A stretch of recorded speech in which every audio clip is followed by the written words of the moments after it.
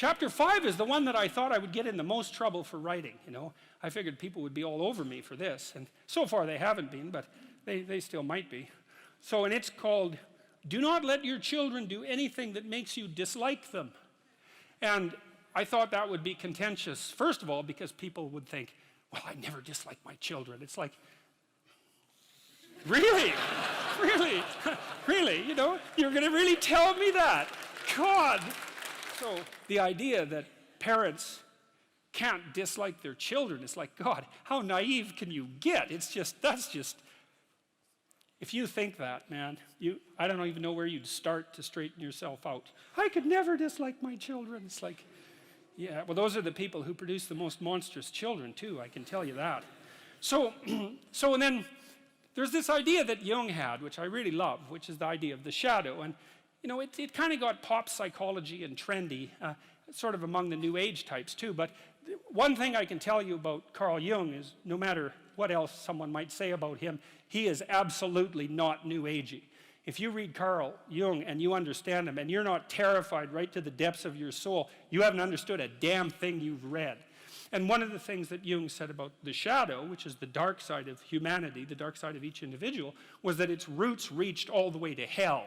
And he meant something very specific, both metaphysical and practical by that. The metaphysical element was he meant hell, literally and metaphysically, but he also meant the more proximal kinds of hell. And so what he meant was that if you were able to understand your dark side, then you would see in yourself a reflection of the behavior that was present at Auschwitz, for example. And that the reason that people don't take the dark side of themselves seriously at all, and even confront the fact that it exists, is because no one wants to see that reflected within them. And no wonder. Like, it's absolutely no wonder. Jung also believed that that confrontation with the shadow was an inevitable barrier to enlightenment, that there was no, you know, Joseph Campbell, who is a popularizer of Jung to some degree, has become well known for saying, follow your bliss. And you know, Campbell learned virtually everything he knew from Jung, but Jung, that isn't what Jung said at all. He said, pursue what's meaningful and you'll encounter that which you least want to encounter. And that's the dragon, right? That's the dragon that hoards gold, for example. And the dragon is also something that lives inside you, and it's not something that you take the encounter with lightly. There are very old stories about this. There's this Egyptian story about the god Horus, who was the Egyptian savior in some sense, and when he encountered evil, even though he was a god, he lost an eye in the battle. And so that's the famous Egyptian eye, you know, that everyone still knows about. That's the Eye of Horus that was torn out by Seth, who's the precursor to Satan. And so it's no joke, that. It's no joke.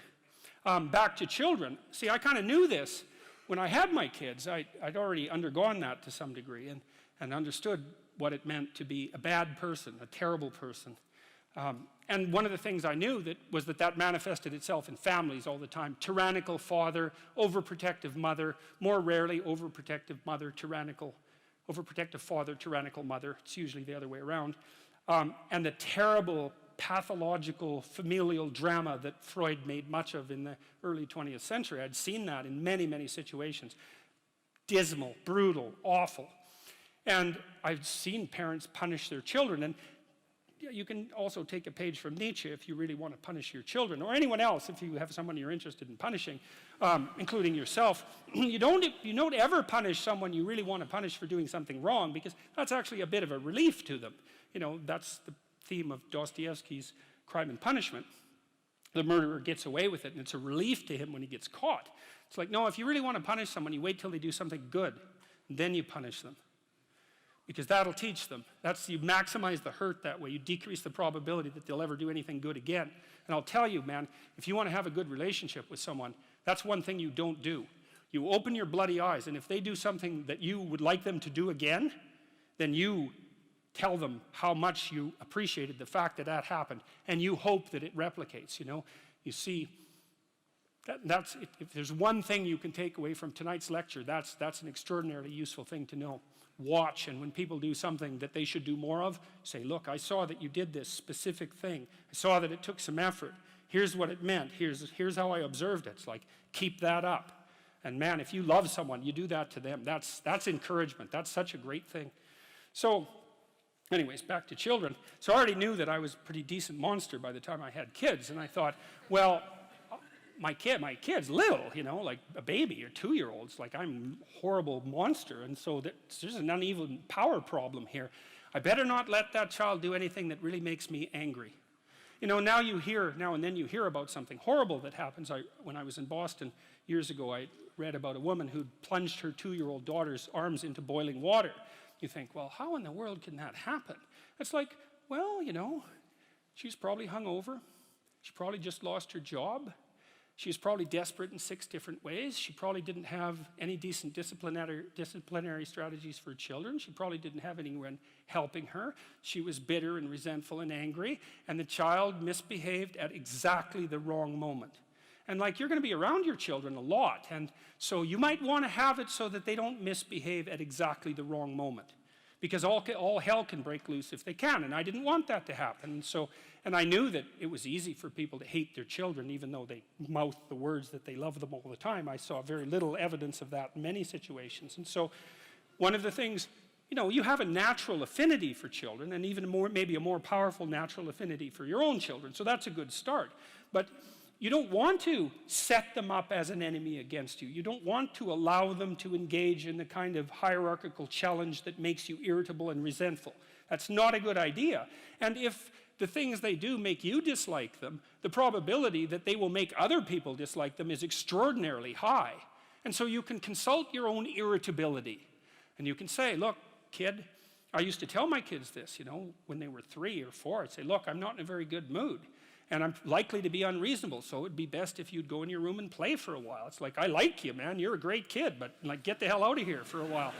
You know, and they were fine with that. We'd trained them already at that point to be able to go play by themselves in their room, you know, which is something a kid should be able to do anyways. But you need to know what sort of monster you are if you're going to be a good parent. And if you think, oh, I'm not a monster, it's like, oh, yes, you are. You're just an unbelievably unconscious monster, and that's actually the worst kind. So, and then the other thing about that chapter is there's an idea in it, and it's an idea that I think is well supported by the relevant literature, which is that your fundamental job as a parent, especially of a child from 0 to 4, is to make that child eminently desirable socially. So you're a successful parent if, when your child is 4, all sorts of other children want to play with him or her. That's really that's like if you want one marker of whether or not you've been successful. That's it. Now, some children are a lot harder to get along with than others, and some children have a harder time playing. And so I'm not saying that every parent who has a child that isn't popular at 4 is at fault for that. I'm not saying that. I'm saying the reverse, which is you can be sure that you've been successful if your child is not popular exactly, but desirable as a playmate. And so then you think, well, what have you done for your child? Well, you've opened up the entire world of children to them. So because they know how to play, which is a very deep knowledge, and it starts to become inculcated probably at the breast, and certainly in the course of rough and tumble play at about 2 years of age. It's a deep embodied knowledge. They know how to play, like a good, well-trained dog knows how to play. You know, you meet a new dog and you go like this, and the dog goes like this. You think, oh, that dog, I can go like this and it won't bite me, right? It knows how to play. And a kid who's awake and alert is just like that, like a well-socialized kid. If you know anything about kids, is you can take a 4-year-old and make a little play gesture at them and they'll smile right away and start playing just right now. And that's what you want for your kids. And then everywhere they go, other kids like them and will include them in their play, and play is the way that children develop. And so if other children include them in their play, then the children develop. And the poor kids that don't get befriended at the age of 4, the literature on this is crystal clear. If your child is an outcast at the age of 4, the probability that anything can be done about that is almost 0, no matter what you do. And I hate to be so blunt about that, but I know the literature, and that's what the literature suggests. And then the other thing is, if you don't allow your children to engage in dislikable behavior, then adults will like them, because adults actually like kids. You know, one of the things I loved about having little kids in Montreal, I lived in a poor area in Montreal. There's a lot of rough guys around there, and we used to roll our daughter around in a stroller, and these rough guys, you know, like, God only knows what they were up to. They were rough-looking guys. You know, we'd roll our daughter by them, and they'd like smile, and they'd crouch down and make little goo faces, and you know, they were I tell you, one of the great things about having little kids is they bring out the best in other people. You see a whole side of humanity, even among the darker parts of humanity. You see a whole side of them that you wouldn't normally see, and it's lovely. And the thing is, if you're good to your kid in the real way, you can help them maintain that tremendous attractiveness that they have as young children, and to respond to adults properly, like a puppy that wags its tail instead of growls and, you know, goes for your ankle. And then wherever they go, adults welcome them and teach them things and pat them on the head and smile at them genuinely, instead of saying, oh my God, here comes that couple with that goddamn brat again. You know, which is that's a horrible thing to do to a child. Because then everywhere they go, all the goodwill is false. You know, there's nothing that you can do to someone that's more terrible than to put them in a world where all the goodwill directed towards them is false. That's a terrible thing.